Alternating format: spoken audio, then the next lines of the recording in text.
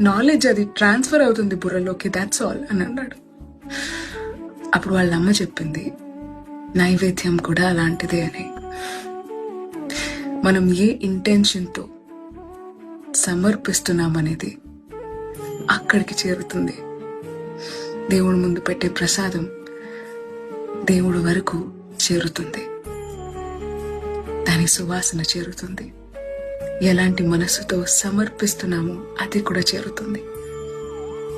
దేవుడికి సమర్పించిన తరువాత తీసుకునే ప్రసాదం అమృతంతో సమానం. కరెక్టే, క్వాంటిటీలో తగ్గకపోవచ్చు, కానీ దానికి అర్థం దేవుడు స్వీకరించలేదని కాదు. ఈ టెక్స్ట్ బుక్ లాగే